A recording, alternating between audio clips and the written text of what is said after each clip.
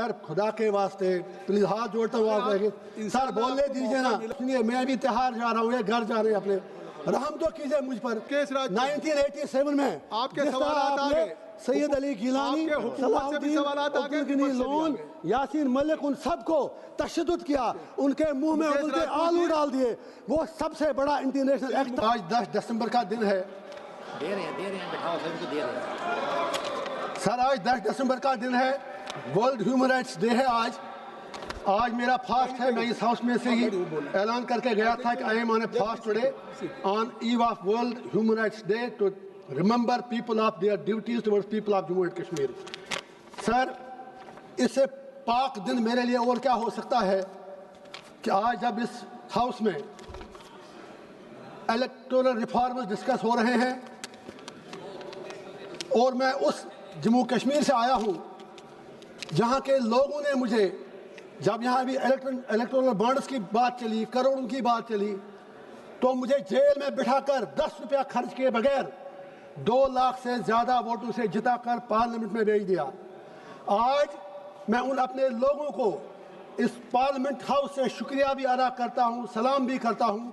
और साथ ही मुझे नहीं पता बाकी मुल्क में कैसे इलेक्शन हुआ, लेकिन अपनी पार्लियामेंट्री कॉन्स्टिट्यूंसी में जिस तरह तमाम सरकारी एजेंसियों की गुंडागर्दी दबाव के बावजूद इलेक्शन कमीशन ने फेयर इलेक्शन करवाया और मैं जेल में रहते हुए जीत गया, मैं उसके लिए इलेक्शन कमीशन का शुक्रिया अदा करता हूं अपने लोगों की तरफ से।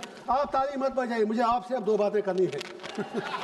तो ये बात आ गई आपकी बात नहीं, आप इनकी बात भी करें। इंजीनियर साहब सर आपने जिस तरह से अब बात करने दीजिए ना सर। जज्बात की तर्जुमानी की है, शुक्रिया वो आपके पूरे वतन तक चली। शुक्रिया अब नहीं, शुक्रिया सर। अब मुझे इनसे भी बात करें इनसे प्लीज, आज खुदा के वास्ते मुझे आज 2-4 मिनट दीजिए। इंशाल्लाह कंक्लूड। बहुत ही इंपॉर्टेंट बात है, बहुत ही इंपॉर्टेंट बात है। मैं ये कह रहा हूँ या तो आप इलेक्शन रिफॉर्म्स कर लीजिए, जेल से be serious for a while please, for God sake, don't make mockery of the सबस। आपकी देशभक्ति हमने देखी, जब वंदे मातरम पर डिबेट था कोई नहीं था यहाँ पर, हमें आप क्लास में बिठा के रखते हैं, भाग जाते हैं। तो मेरा ये पॉइंट है, या तो एक ऐसा कानून लाइए आप कि आप जेल से किसी को लड़ने मत दीजिए, या अगर लड़ता है कोई तो फिर उससे कम से कम दुनिया में फिर बात बाहर निकलती है कि आप उनसे फिर पैसा लेते हैं। शायद ये चीज़ अच्छी बात नहीं है। उसी तरह आपने सर कौन सा कानून है, जब आपने डिलिमिटेशन कश्मीर में किया J&K में, तो कश्मीर में आपने सिर्फ 1 सीट बढ़ा दी, जम्मू खिते में 5 बढ़ाई, लड़ा दिया खुद को एक दूसरे से। और कहाँ पर देश में 5 MLA नॉमिनेट होते हैं। आप मुझे इंडिया अलायंस से 1-2 बातें करने दीजिए प्लीज। एक बात कह के खत्म करिए सर खुदा के वास्ते प्लीज हाथ जोड़ता हूँ आप सर बोलने दीजिए ना। अरे सर प्लीज देखे ना, प्लीज देखे, बात तो सुनिए। मैं भी त्योहार जा रहा हूँ, ये घर जा रहे हैं अपने, रहम तो कीजिए मुझ पर। भूख हड़ताल पे हूँ सुबह से, कुछ तो रहम कीजिए, बोलने तो दीजिए। मैं पप्पू यादव जी को मुझे उनका सम्मान है। सर सुनिए ना प्लीज, मैं वहाँ आऊँगा फिर। मैं ये इंडिया अलायंस से बात करना चाहता, आप फैसला कर दो।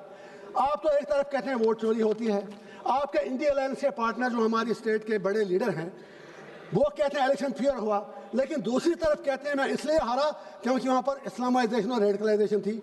उनके MPs यहाँ कहते हैं नहीं इलेक्शन फेयर हुआ, कुछ कहते हैं नहीं हुआ।